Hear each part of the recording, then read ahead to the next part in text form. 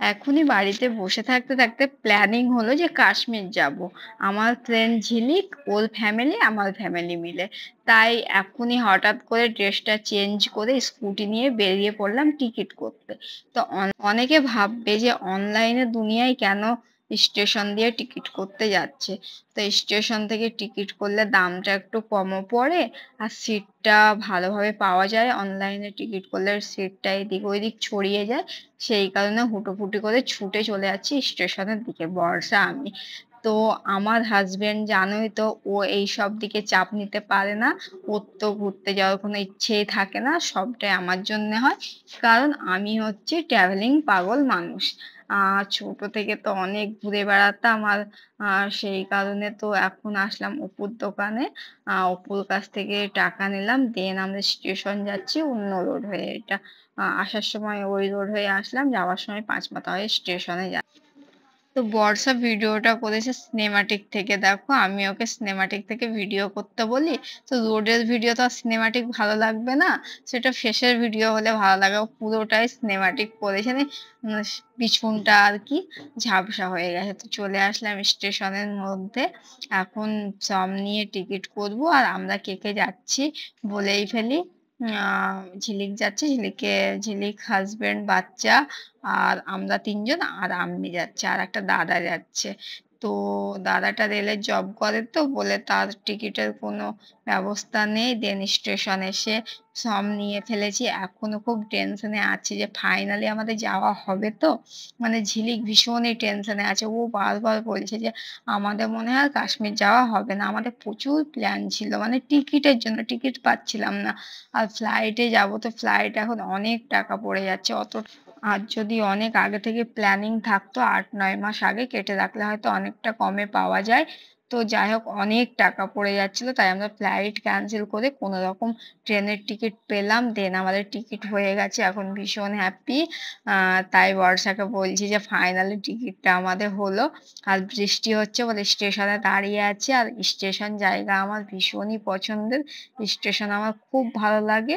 চলো, ফাইনালি আমরা কাশ্মীর যাচ্ছি। তো কাশ্মীর যাওয়া নিয়ে ভীষণই টেনশনে ছিলাম, একটা যে টিকিট হবে কি হবে না। মানে আমাদের প্ল্যানিং ছিল যে আমরা কুরবানি পরে টিকিট করব। তো কুরবানি পেরিয়ে যেমন টিকিট দেখতে যাই তেমন দেখছি সব ট্রেনের টিকিট বুক হয়ে গেছে। কাল থেকে টিকিটের জন্য একদম ঝিলিক আমি খেপাখেপি করছিলাম। তার মধ্যে মানে আমাদের সঙ্গে যে সিনিয়র মানুষ যাবে, যে আগে আগে যাবে, আমি তার পিছিয়ে পিছিয়ে যাবো, সেই মানুষটা বলছে যে অক্টোবরে নাকি কাশ্মীর যাওয়া ভালো নয়, সেটা যাওয়ার সিজন নয়। তো ভীষণই টেনশন ছিল। দেন তারপর অনেক ভাবনা চিন্তার পরে যে ওই অক্টোবর ছাড়া আমাদের দূর পথে যাওয়া সম্ভব হবে না অন্য কোনো মাসে। আর তোমার দার্জিলিং বলো, গ্যাংটক বলো, এইগুলো আমাদের কানটার কাছে, মানে আমাদের পাশে, মানে ভেবে নাও এগুলো কানটার কাছেই বলি। মানে আশেপাশের জিনিসকে একটা গ্রাম্য ভাষায় বলে কানটা, সেই ভাষায় আমি বলছি। সেই কারণে এইগুলো তো যদি ভাবি যে এখন যাব তো এখনই যাওয়া যাবে, কিন্তু কাশ্মীরটা অনেকটা দূরের পথ, প্ল্যানিং করে যেতে হবে। সেই কারণে অনেক টেনশনে ছিলাম, কিন্তু ভাবতে পারিনি সত্যি যাব কাশ্মীর। টিকিটটা ফাইনালি হবে। তো সকাল থেকে ট্রেনের অ্যাপ খুলে বসে আছি যে কটা টিকিট আছে। তো যেই ট্রেনটা সব থেকে লেট করে, কাশ্মীর পৌঁছাতে সব থেকে বেশি সময় নেয়, সেই ট্রেনটাতে মাত্র 22টা টিকিট ফাঁকা ছিল এসিতে। তো কোনো রকম করে তাড়াহুড়ো করে ঝিলিক সকাল থেকে ফোন করে একটু ব্যবস্থা করো, একটু ব্যবস্থা করো। তো ব্যবস্থা করে যাওয়া আসা সব কিছু টিকিট হয়ে গেছে। তো ফাইনালি অক্টোবরে যাচ্ছি কাশ্মীর।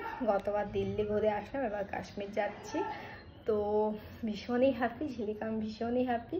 তো এবার আমাদের দুজনের শপিং করা স্টার্ট হবে, তবে এখন নয়, ওই শপিংগুলো সেপ্টেম্বর মাস থেকে করা স্টার্ট করবো। তো ঝিলিক বলছে আমি এখনো বিশ্বাস করতে পারছি না যে আমরা সত্যি যাব। মানে আমরা এমন সিচুয়েশন নিয়ে ছিলাম কাল থেকে, সকাল থেকে। আজকে ঝিলিক মনে হয় 200 বার ফোন করেছে, দেখো না কটা টিকিট আছে, দেখো না কি হচ্ছে, কোন তারিখে যাব। এদিকে আফিফদের এক্সাম আছে। তো আফিফ আর ঝিলিকের ছেলে একই স্কুলে পড়ে, ও পড়ে ক্লাস 2-এ, এ পড়ে ইউকেজিতে। তো ওদের 1 তারিখে এক্সাম শেষ আছে, মানে সেপ্টেম্বরের 17 তারিখ থেকে স্টার্ট, 1 তারিখ আমরা কাশ্মীর যাচ্ছি, তখন ভালো ভালো ব্লগ আসবে, সেইগুলো দেখার জন্য চ্যানেলটা সাবস্ক্রাইব করে রাখো। ভীষণ হ্যাপি। আর ভাগ্যে আছে বলেই কিন্তু টিকিটটা হলো। খুব ছুটোফুটি করে টিকিট করলাম, তারপর টিকিট করতে গিয়ে বৃষ্টি হচ্ছিলো, বৃষ্টি হওয়ার পরে এখন এতটাই গরম হচ্ছে যে কি বলবো, বৃষ্টি হয়ে আরও বেশি গরম হয়ে গেল। তো যাই হোক, ভিডিওটা এখানেই এন্ড করছি। তোমরা দোয়া করো যাতে যাওয়া সাকসেস হয়, মানে টিকিট করেও তো সাকসেস হচ্ছে না। সেদিনকে আমাদের কলকাতা যাওয়ার প্ল্যানিং ছিল যে আমরা একটা জায়গায় যাব, সেটা আমি তোমাদের বলিনি, যখন যাব তখন দেখতে পাবে। ঠিক রাত 12টার সময় টিকিট ক্যান্সেল করলাম। হয়তো আমরা যাবো 4টের সময়, ভোর 4টের সময় বেরিয়ে যাবো, আর রাত 12টায় টিকিট ক্যান্সেল করলাম। তো সবটা তো সাকসেস হয় না, কোনো না কোনো প্রবলেম হয়ে যাচ্ছে। তো সেই আশা নিয়ে আছি যাতে কারো কোনো প্রবলেম না হয়, সবাই যেন সুস্থ থাকে, ভালো থাকে, এটাই দোয়া করো।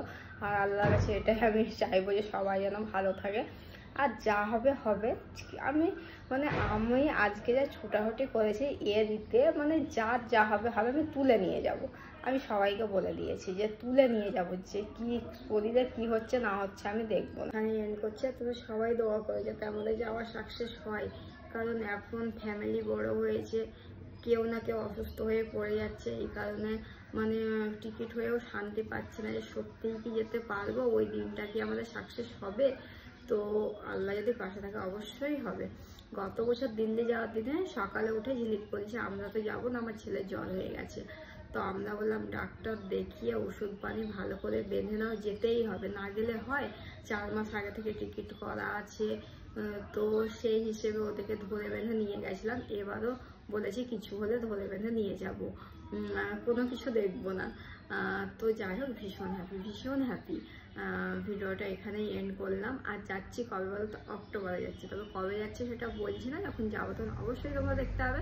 হাতে কিন্তু বেশি সময় নেই, মাঝে দুটো মাস আছে। তার মধ্যে আমার বার্থডে আছে, বার্থডে হয়ে যাবে, দেন 8 এক্সাম হবে, দেন আমরা কাশ্মীর বেরিয়ে যাবো। তো টাটা, বাই।